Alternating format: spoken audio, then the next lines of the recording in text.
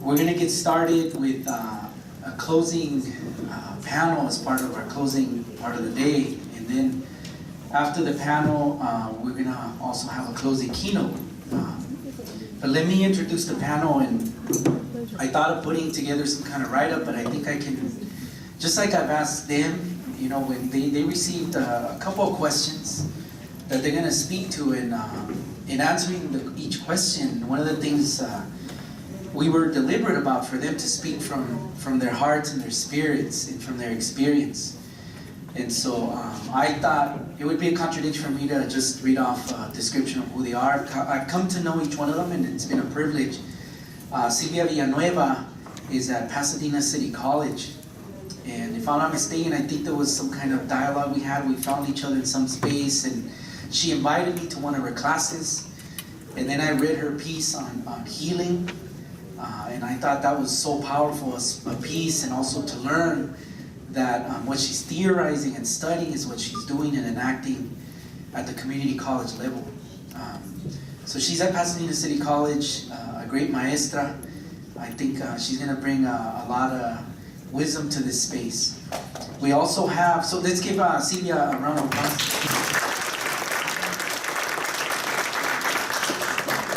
And we also have next to her is Sean Arce. I've come to know him too, through my wife. So my wife's also from Tucson, and it's been an honor. You know, I would say being a friend and a supporter. So Sean Arce is a very humble guy. He's quiet, but he's been in the thick and through that struggle of what's happening in Arizona. His family, and personally, he's currently now, directing Chicana Studies program at Azusa Unified, the first, if I'm not mistaken. And so he's been doing a lot of that work. His daughter too, if you saw Arce, Maya Arce, there's still that lawsuit against the state of Arizona, and we hardly hear about that, right? And so you can find stuff like that online.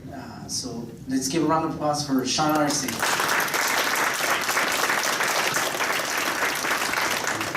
And Peter McLaren, who's third in line. I've known him for a while. I was one of his students at UCLA. He is internationally known, does a lot of work in terms of struggle, revolutionary struggle, what that means, and he's going to share some of his perspectives in dialogue with people in Latin America, which I think is a very important lens to bring. So let's give a round of applause for Peter McLaren. And fourth, but not least, because it's always an order to this stuff, Paulo. So Paulo, we bonded more because we went, if you go all the way to Humboldt State in a car, it's about a 13-hour drive, and so you connect. And you connect a lot. And so it's really cool. I can't believe we had a conversation the whole way and the way back. But just amazing, phenomenal energy as a maestro, educator at Loara High School. Teaching the ethnic studies course there. Just awesome, and his students are also here, present. They presented on their youth participatory action research work. So, let's give a round of applause to Paulo.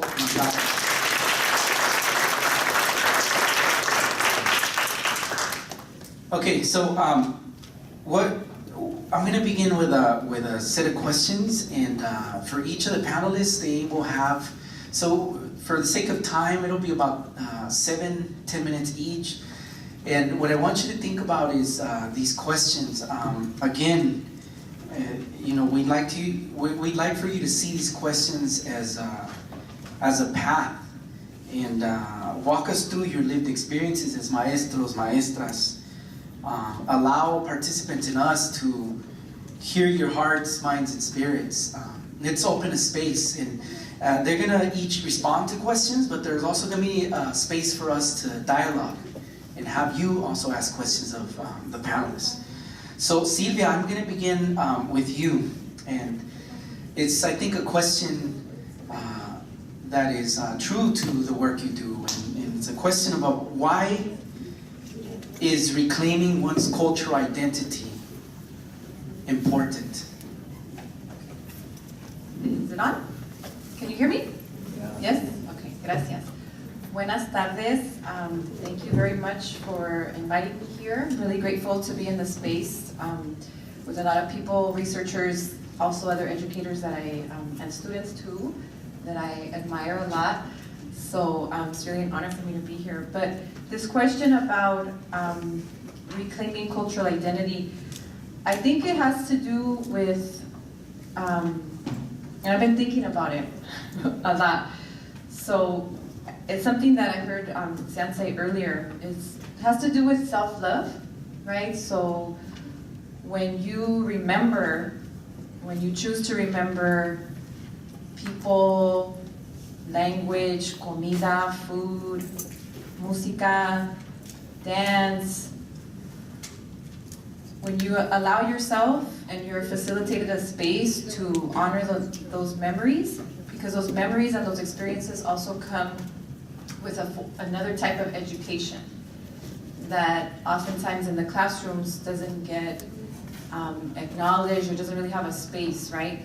And so to remember who we are, what our origins are, to enact those things, to practice them, to seek guidance from others who may have more conocimiento, more experiential knowledge in those ways, that's really important because it leads us to self-love, right? And that is really what education is about. That's really what transformative education is about, what liberatory education is about, is really creating spaces where people can love themselves so much that they can get in touch with and confirm for themselves what their purpose is here.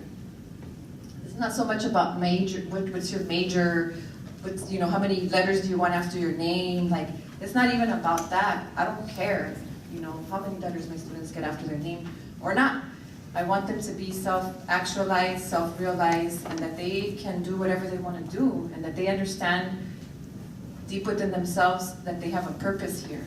And whether they want to pursue that purpose with an education, great. But if they realize that purpose and they be like, hey, I can do it in other ways without education, pues también así se puede hacer, And so I'm just a facilitator in that regard. And that project of self-love requires self-care. And colonial systems do not, and education being one of the most colonialist, racist systems, sexist as well, does not allow for that, doesn't allow for self-care, doesn't allow for amor propio, doesn't allow for self-love unless we're in a Chicano studies, ethnic studies type of course that has that as its focus. So to do that is, to have self-love, to love yourself so much that you're going to take care of yourself, all aspects of yourself, mind, body, spirit, emotions. That's going to lead to some protest, because you're going to be drawing some boundaries, you're going to be setting some things up. It's going to lead to radical and creative forms of self-expression and creativity. And that's really autonomy, right? And that autonomy is really at the center, where you need to be autonomous in order to heal yourself.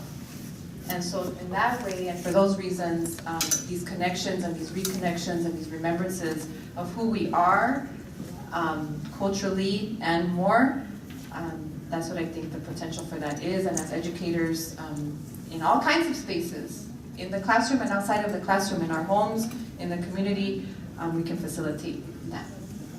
Okay, thank you, gracias. I think the second question I'm gonna, Sean Arce. So it's a question for you to think about from the standpoint of an educator, maestro. Why do you teach ethnic studies?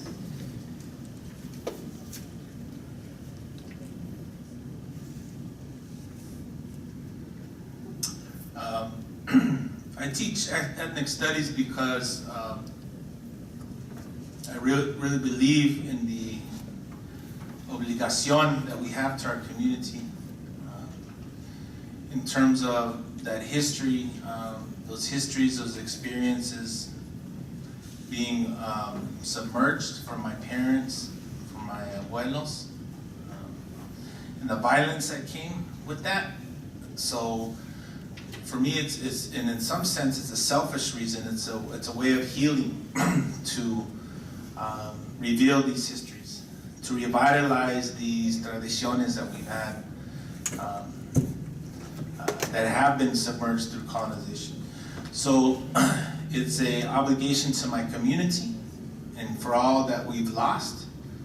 It's seeking to become more fully human again, because through those colonial processes, through that colonization, we were discussing with the students in the last session, we've experienced a lot of trauma. So I haven't seen many other educational avenues where we could make use of that time that we have in the schools with students to fully decolonize, and that means to heal, because we cannot progress as a community if we carry that historical trauma with us. As a result of that historical trauma that we experience, we act out in self-destructive ways. While it may be a resistance, it's self-destructive. And so you have things like horizontal violence that happens in our communities, right, as a result of this colonization. So ethnic studies is critically important because we do it in concert. It's a co-construction of knowledge with students about our histories, about our lived experiences, about reflecting upon a Chicano Nation elder, Tupac Enrique Acosta, talks about gazing into that mirror. We call this philosophical principle Tezcatlipoca.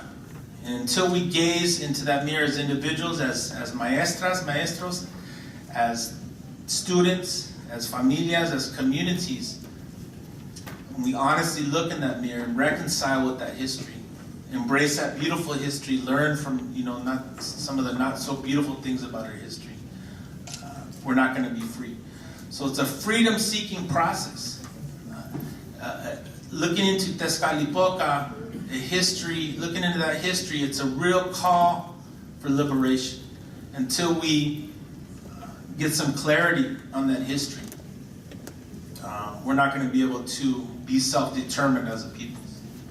So ethnic studies, in keeping with some of the original tenets, and transcending beyond that, and seeing the purpose of third world liberation movements, of decolonization, of liberation. I really think it's necessary, given our state, given our current situation as a colonized peoples. We looked at some of the data, right?